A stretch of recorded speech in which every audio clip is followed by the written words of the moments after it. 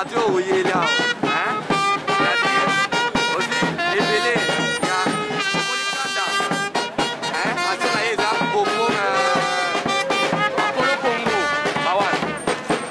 Apollo Congo. Après, Mouye CN. Mais on commence à m'attendre.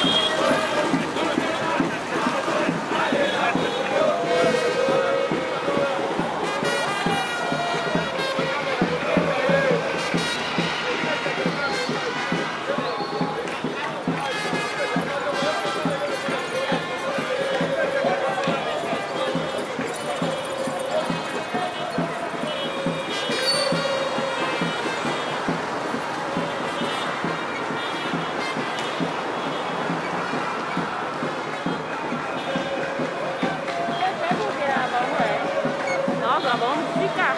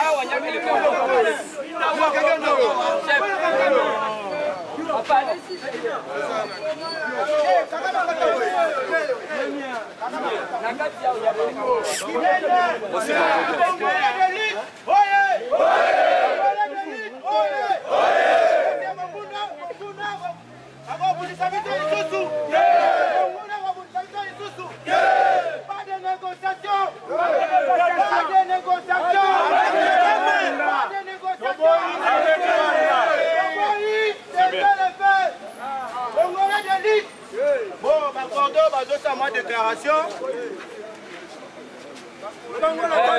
Viva! Viva!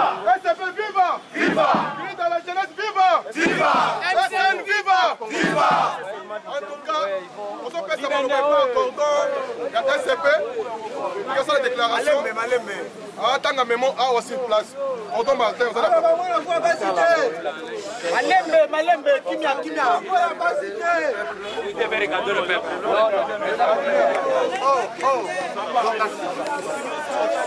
Kita. La jeunesse.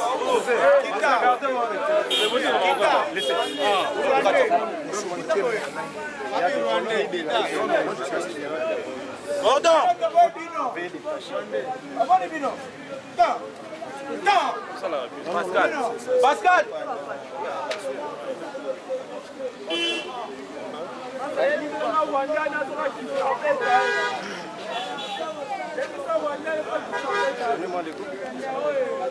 Bon, vous allez nous faire signe. S'il faut commencer. Ok. RTNC. Action, c'est parti. Vous allez donner l'écho. C'est bon. Collectif de mouvements citoyens et associations sans but lucratif pour la paix à l'est de la République démocratique du Congo.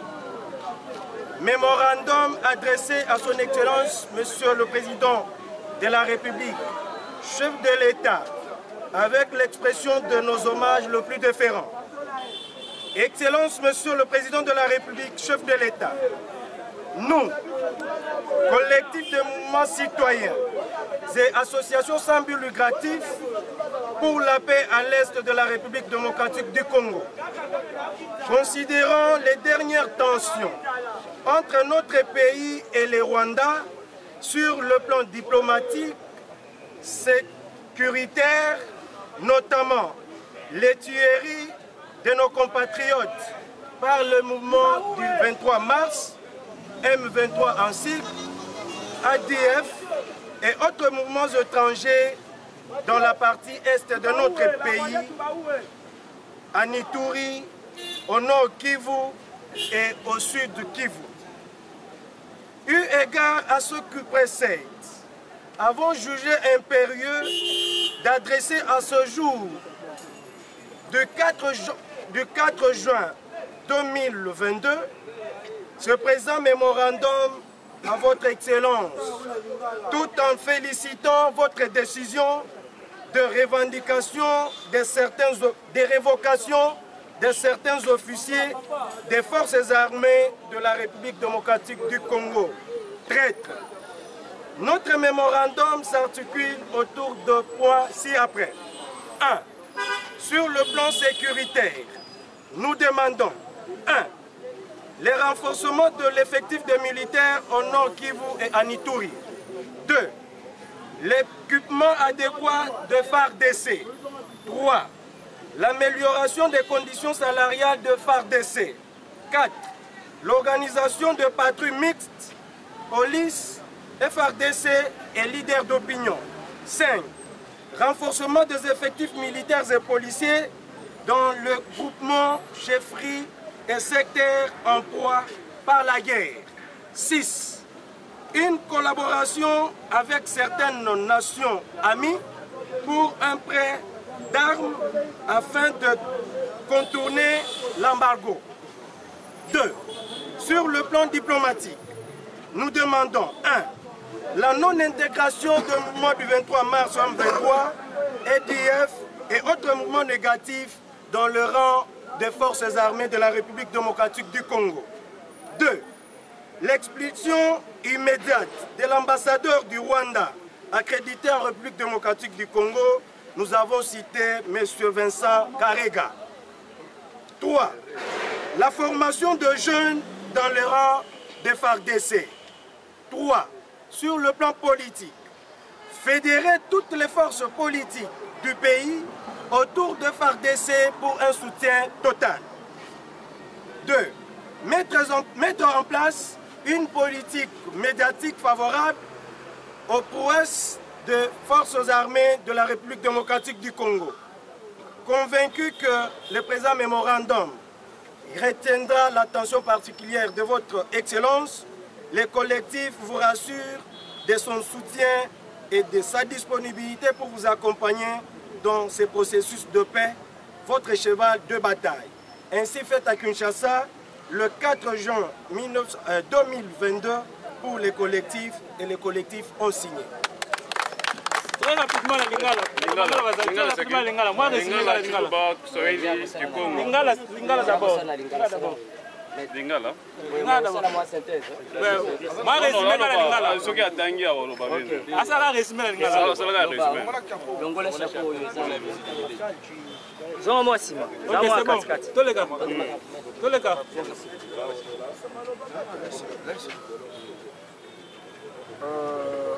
Awa bana mboka ya ba mouvement citoyen na ba SPL oyo ezali koluka kimia na este ya mboka esangani pona kolakisa mécontentement na bango na oyo ezali koleka na este ya mboka yango nde mokolo ya lelo tozali koadresse memo oyo na président de la République akoka koyeba ete bana mboka nyonso basangani esika moko pona komettre fin na bitumba oyo ezali na este ya mboka.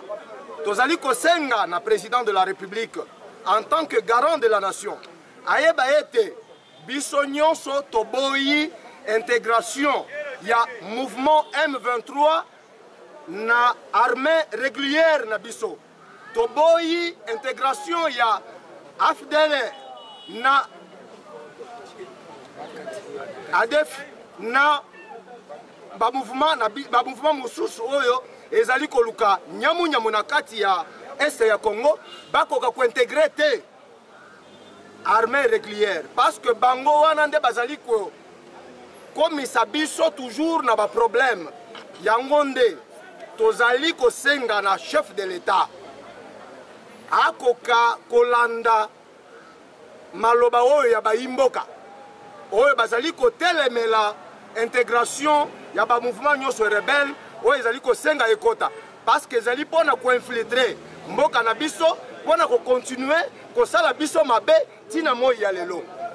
Trop c'est trop situation oyo eumeli mingi tozali kosenga na ye chef de l'État akoka kolongola Mese Karega awa azonga epai na bango na mboka na ye na Rwanda parce que relation diplomatique ezali lisusu te.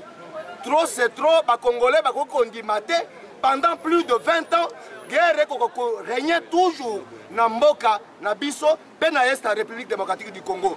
Nous allons remercier pour la décision, oya uti kozwa na kobengana banguna bato oyo bazali ba infiltré na kati ya armée bato ya sanctionné a radier bango tozali kopesa ye longonya mokonzi ya mboka longonya na yo zala toujours na écoute ya peuple ya bayimboka bazali kopesa yo toujours tozali disposé ya ko soutenir yo tina suka. Nous avons dit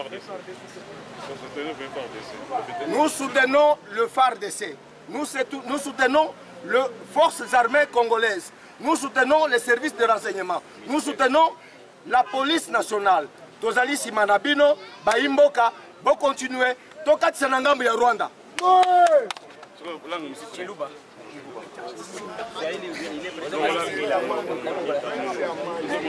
Ça va?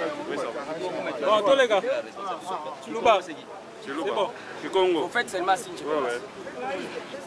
C'est bon. Bisumbu bya bana ba mwena Congo, ma mouvement associatif mbisanga na lelu wakwambila fumu waditungani malanda yetu ni Rwanda twabenyi malanda yetu ni Rwanda bijimu bya hichibunyi bijikwest bantu bikala bajila kana mwadi eu musangu tudi babenga malande tu ni Rwanda tudi tombila mfumu wadi tunga nungu eji jijiji jabene jitunga ambassadeur wa Rwanda ayinga na mwabu malande yetu nabu twetu bena kongu twa benyi tudi twela mfumu wadi tunga jibokukulu bwa decision yosu di mwangata kwa shikumbusha baluishi bishi bibi bivumunga chimwa FARDC bidi misangu yosu tutujilongolola bwa kututa Rwanda bobu bafila information ku di Rwanda jibo kukulu tudi twambila FARDC nungu twetu bana mboka twambi ni na shabwa kufa tufafa eu musangu tujikijanga ni Rwanda amanya ni Kongo munena Kongo wa malaba kinwale luto muntu yosu amanya mwaba wenda Rwanda shala mu Rwanda Kongo mwaba Kongole tutu shala mwetu mu Kongo tudi twambila bantu bons ba traître bons badi mu Kongo me bikala bayikela ni Rwanda bikala bayikela ni bena M23 tukadi banu manya matukwenu mashala makesi tujituno hachiwolu nukujimuka leke lai bintu abibwalu Kongo walelu kingwa malabatu twasa kijila tujitwela jibo kukulu kudi forces armées wetu kudi police kudi aba bonsu bene lukeba badi bakeba jitala na munda mwa Kongo mungalatu tujitunele jibo kukulu tunoambilani twetu nenu tuji chintu chimwa tuyaya nenu toni nukundekelu habengo Rwanda kumvwa ni tuyelo amakasa toni mu Rwanda Mino nasema sai nene ya sasa shiba toto ya Kongomani yote tuko hapa tunapeleka message fort tunaambia chef wetu rais que tunakuja hapa tunakwambia message ma diplomatie tunafanyaka na Rwanda tuipende tena à chaque fois Rwanda est notre attaqué à travers M23 eko kumkongo yake chiye tuna garder bon voisinage naye mais ya shipendake kutufanya vile chaque jour ba Congolais banakufa ba mama banabakia ba veuve ba papa banabakia ba veuve batu banabakia banachoka hapa sasa. Mtoto yote ya Kongo anashimama anasema hivi, anapatia message moja president ya kwanza, tunakuomba ututoshaye ambassadeur huyu yuko hapa, huyu jina yake Karega alurie mwabo mu Rwanda, atimupende hapa tena. Tunasema hivi, shie tuko kumkongo yako ya kusutenir. Et puis tunakuambia message nyingine, ba jeune beko mobiliser. Beote beko mobiliser batafanya mtu moya. Banasema hivi, kama ni kuintegrer batingia pona kusutenir yo, et puis tutoshe bantu bote banafanya mambo mbaya na Kinshasa. Tunakuita rais ya mboka yetu. Tunakwambia message itakufikia. Tuko na foi tout déterminé. Atupende kuna tena damu ya Bakongoli. Damu inanguka sana. Tunasema na roho yote na force yote ke hapa sasa kunaisha. Diplomatie na sisi ya Rwanda ikate haitarudia tena. Tunakatala integration ya M23, ya ADF na FARDC. Tunakatala. Tunakuomba rais, tunafia augmenter mbele salaire ya ba militaire yetu. Bale beko ku fond bapatia ku prime, il est bapatia courage ya ku combattre avec de l'énergie. Okay. Merci. Kikongo. Muntu ya imwana ya Kagame mekumagishika alu kumape. Bubu betu metelema. Kumwa bwala betu rena nyima nange. Betu nyonso ketu lange maboko. Samu nge kula Kagame yai. Betu rezo la diave na est na betu bantu kufu antangu nyonso. Betu rezo la ngemba kuvanda. Betu vanda na ngemba. Samu nge investisseur bokwisa. Voilà yotungama. FARDC betu rena nyima na benu. Belemba ve. Beta telema. Beta sadila ba moyen nyonso. Samu betu kula. Munguna ya imekota na bwala na betu. Gevanda Mungala, gevanda Muluba, gevanda Mukongo, Muswahili, awake jambu ya bwala. Betu fevanda Kimvuka, Mutu Moshi, sa betu kula, bantu yae mekoti la betu. Kanangeme monandi, baka kima nyonso ngeye na yo, ya wake bwala na betu. Genge mona na Ukraine mpila bome sala. Mutu nyonso uva telema, samu bome comprendre bantu mekoti la bo. Telema yishika ngekele, betu fe kula munguna. Kagame mwesonga ngengeme mona déjà betu me fwange seke inde betu me natave mengeme fwa déjà pila ngeke pana ngeke ya kufa bagimasi na betu emanisa yo abu pia betu ba congolais. Merci beaucoup. Merci. Voilà. Bonjour. Voilà. Alors, le mouvement collectif des mouvements des associations. Il y a qui le 4 samedi. C'est là qui marche de soutien à la force Nabiso armée de la République démocratique du Congo. On a Bitumba Oyo, Rwanda a déclaré na Simaya M23. On a Bitumba Oyo, il y a agression depuis 1997. Ti lelo, il y a quitté l'ambassade de Rwanda. Lakisa Paul Kagame Bisika Zali, na ba Rwandais nyonso que nous allons sous près, il y a ba négociation, il y a ba diplomatie, il y a mikanda kokoma makambo ebele. FARDC nous a simanayo pelisa moto ndenge zo pelisa wana bengana monguna nyonso pour permettre que ata 1 mètre carré, 1 kilomètre carré et bunga na RDC.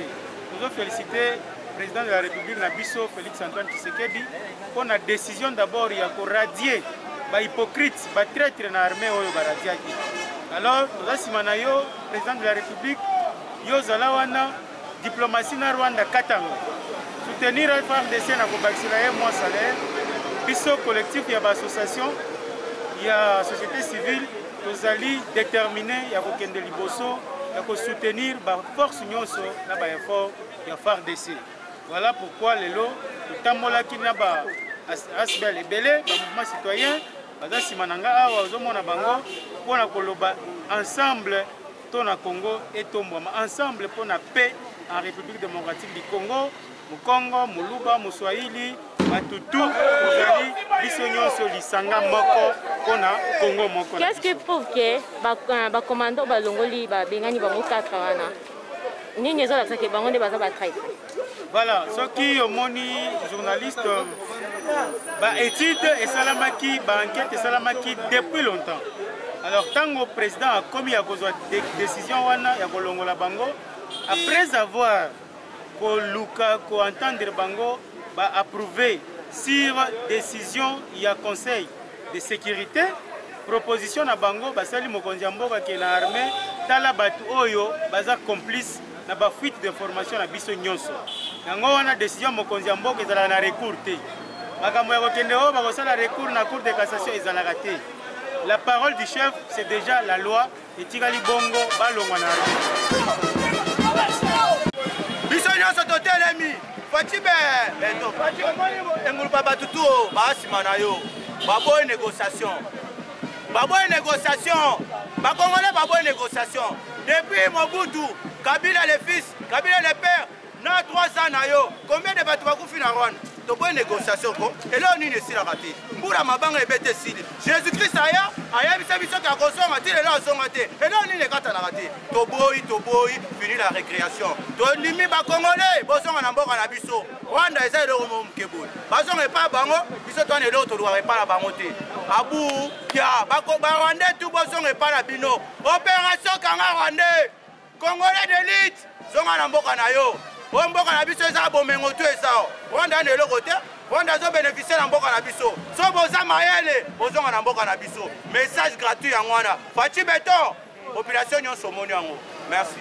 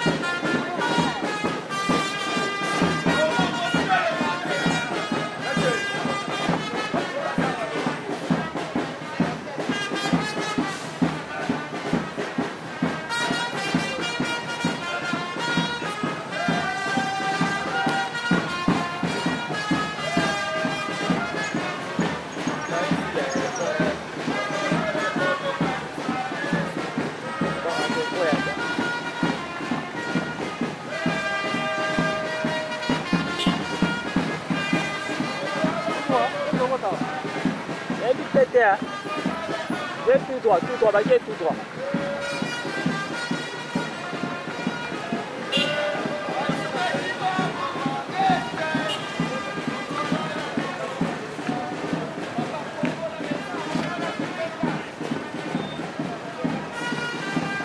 Kata no, prima no.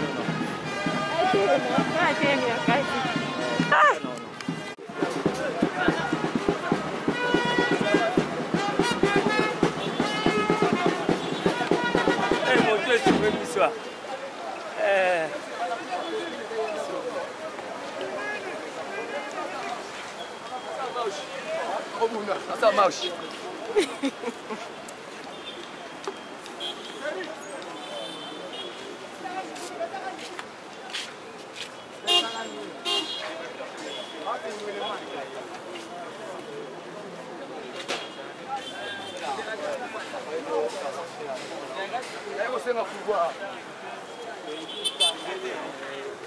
Constant. Constant ça. On s'arrête la photo. Constant, il y a une banderole ou non? Dans la zone banderole, voilà.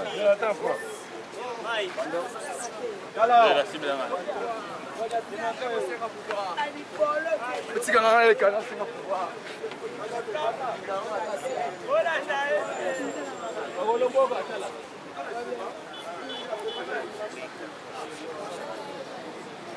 Maître Alpha, maître, ici c'est mieux. Non, là où vous êtes derrière, là. Oui, vous devez être seul là-bas. Là où papa est là, restez là-bas. Les restes des gens doivent descendre. Tout le monde, à part ceux qui tiennent les cordons.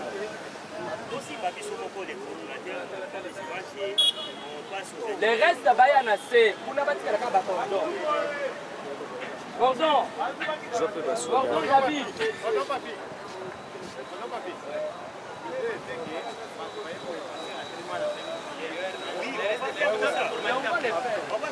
Il y a un des modérateurs. Gordon.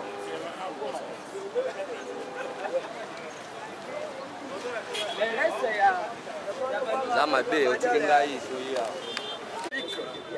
Vous allez côté la Simana Biso, Omoni, soldat congolais. Là, sur Toponi Yango Pambate, Toponi Yango, pour les alliés esika symbolique. Batoyo, Babundela Congo, Bakufa Pona Congo, Bazali, Simana Biso Awa. Yango nde tochite Awa, esika oyo. Programme na biso ezali boye. Toyebi biso ba Congolais mutu asala biso ezali Nzambe. Nzambe nde mutu apesi biso ekolo oyo. Nzambe nde mutu apesi biso bozwi oyo toza nango oyo bandeko mosusu bazali konvie. Yango nde programme ya lelo tokobanda d'abord na prière. Tozali koinvite le pasteur Dieu merci Mutombo oyo akosalela biso prière. Sima ya prière tokopesa maloba na bacoordonnateur ya bamouvement nyonso bakoka kose prononcer po toclôturer na sima nde tokoyebisa bino place nini tokokende kochite. Napesi bino longonya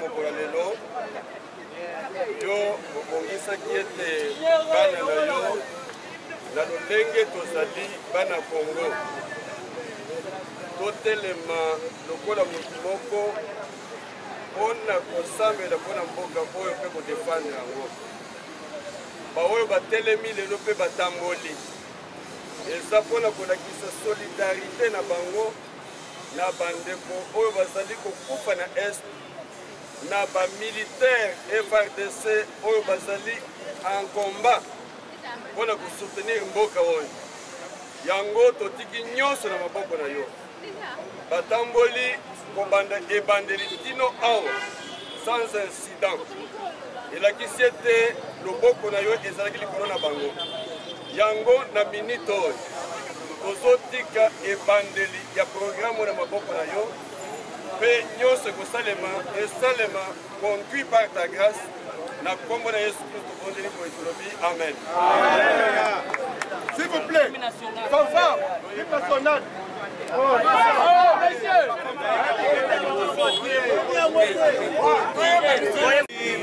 L'effort, unis dans l'effort pour l'indépendance.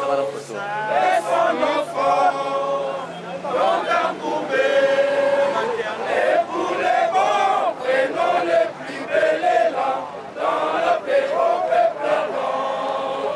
Sans les laver, nous bâtirons un pays plus beau qu'avant dans la paix citoyenne.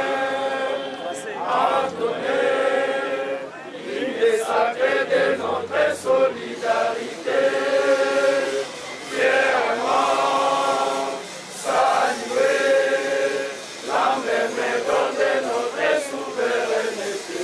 Congo, ton pays, Congo, Congo, ton pays, Congo, bien-aimé, nous peuplerons ton soleil, nous assurerons ta grandeur. 30 juin, retour soleil, 30 juin du 30 juin, tout sacré soleil témoin, tout sacré génie mortel, serment de liberté, que nous lèverons à notre postérité pour toujours.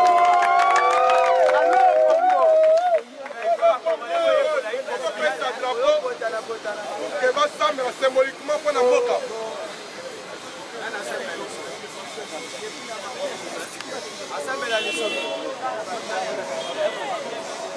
bandeko mbote na biso nalingi yambo tosambela nalakisa bino eloko moko biso bana Congo na ntango oyo esengeli tocomprendre ke Congo nde eza menase eza problème ya motu moko te yango nasepeli na initiative ya ba ONG citoyen oyo ekangami na bino pour que botambola bolakisa devant la face du monde que vous n'êtes pas d'accord avec ce qui se passe. Oyebi tango ozotanga Bible okena mukanda Actes des Apôtres je crois chapitre 17 ezoloba que le Dieu très haut là oyo akela mokili mobimba lola mpe mabele akrea bantu andimaki baezala établi na limite ya borne oyo afixa pour dire que chacun vit chez lui. Il peut coopérer, collaborer avec les autres, mais chez lui, en paix avec tous les autres. Et il dit que Dieu est du côté de la justice. Donc les bisous obligés, il y a pillage, obligé, il y a meurtre, obligé, agression. Il y a un autre qui a sur le maboko na kolo pour que kolo asula mboka. Au sali effort botamboli. Ba militaire na biso na front bazo bunda. Tozo tchape mabolongo na se pour que Nkolo apesa bango makasi pe soutenir mboko. Et pour que nasambela na yebi te soki boyebi nsembo moko bayembaka, si vous croyez et que moi je crois qu'ensemble nous prions, le Congo sera sauvé. Nous verrons le Saint-Esprit descendre et le Congo sera sauvé. Si vous croyez et que je crois et qu'ensemble nous prions, nous verrons descendre l'Esprit et le Congo sera sauvé. Alors, bien, on peut répéter et le Congo sera sauvé. Alors, si la voix n'est pas bonne, si vous croyez que je crois et qu'ensemble nous prions, nous verrons descendre l'Esprit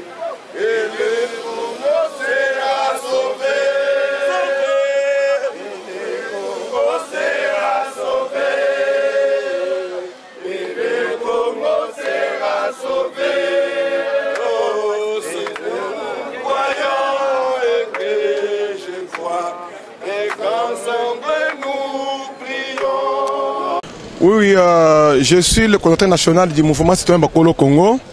Les autres tamboli avec collectif des mouvements citoyens et associations. Tout tamboli pour soutenir basoda na biso ou bien mampinga na biso ya FRDC oyo baza kobunda na munguna oyo batami sima ya M23 pour tout parce que bauti ko benga na munguna yango nde to tamboli lelo pona kolakisa monde entier na communauté internationale que toza sima ya nani tulingini susu ke Rwanda aya susu na mboka na biso te pona kobundisa biso yango nde tozo senga mokonzi ya mboka chef de l'état tolobi na yeboye tolingi susu te komona chaque fois kozwa ba rebelle ou bien ba groupe armé ko kotisa bango na armée na biso te makambo wana zo kotisa infiltration ya ba étranger na kati ya armée na biso yami bale to bisi mokonzi ya mboka boye akota na négociation oyo ezo compromettre RDC te atelema na position azana ngo na minute biso nyoso za sima na ye. OK na kati ya armée na biso ezana ba service oyo chargé ya renseignement. C'est-à-dire, tout le monde est donc bazana ba information oyo incriminer bango ke bazana ba connivence avec bankuna yambo ba oyo bazo bunisa Congo na biso. C'est un peu ça. So moni mokonzi mboka zui ba décision bongo po mokonzi mboka za muto za entouré par ba service nyonso ya sécurité, intelligence nyonso ya sécurité mboka oyo za na maboko na ye. So comme moni azui décision bongo donc yeba ke azana ba information sur po longola ba bongo. Nazo pesa message moko et pas batu nyonso. Les lots dans la société civile, na ba politicien, na ba nganzambe baza parmi ba composantes ya nani. Na minute oyo photo se soudé lokola eloko moko. Totika makambo ya bikolo na makambo suto za lokola peuple moko. Tozo parler pour la unité nationale parce que toza Congo mobimba. Soki parti mususu ya Congo ezana kati ya Mobulu na kati ya Bitumba, il faut biso nyoso na sima pour na kobenga na munguna pour tolobela unité nationale. Message ya suka ezali boye bilenge nyonso ya mboka ta yango oyo lokola babengi pour que bokota na kati ya armée bokende kokota pour que bosunga armée na biso pour que effectif et matamakasi pour na kobunisa munguna. Merci beaucoup. Notre parti aujourd'hui, vous avez vu que nous avons remis notre pays et les forces de sécurité de défense dans le mains de Dieu. Parce que les autres, nous avons commencé par l'ambassade du Rwanda en République démocratique du Congo et nous sommes venus chiter ici, là où il y a les symboles de force de défense de la RDC. Nous sommes venus soutenir notre armée. C'est ça notre particularité par rapport aux autres marches qui sont passées durant la semaine. Oui, c'est un message de l'unité. Nous disons aux Rwandais, plus rien, trop c'est trop. Nous voulons la paix, soit la guerre ou la paix. Et que si c'est la guerre, nous tous, la jeunesse congolaise, nous sommes derrière notre armée et pour affronter le Rwanda. C'est le coordinateur national du mouvement citoyen Bakolo Congo qui représente le collectif des mouvements et associations en République démocratique du Congo. Le nom David Kanda. Français c'est rapide. Français c'est rapide. Le collectif des mouvements citoyens et associations sans but lucratif se sont réunis aujourd'hui.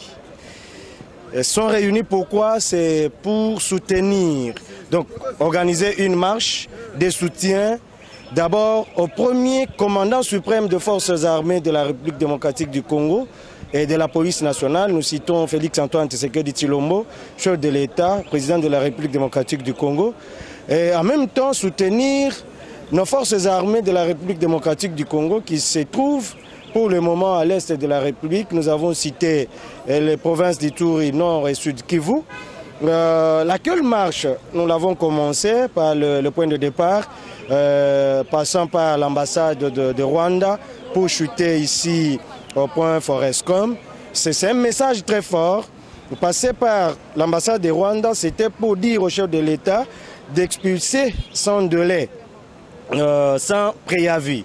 Donc, l'ambassadeur Vincent Karega qui est en République démocratique du Congo, parce que là, nous disons aussi au chef de l'État de déclarer haut et fort la guerre au Rwanda, parce que c'est les pays qui déclarent la guerre qui doivent gagner la guerre. Donc si nous attendons que Rwanda déclare la guerre en République démocratique du Congo, c'est Rwanda qui va gagner la guerre. Donc nous sommes insurgés contre la diplomatie des dialogues, parce qu'on en a autant, on en a eu autant, nous sommes allés. Alors comme Kagame ne voudrait pas de dialogue, il veut tout le temps nous faire de la guerre, on doit appeler tous les Congolais de se soutenir parce que c'est pour le pays.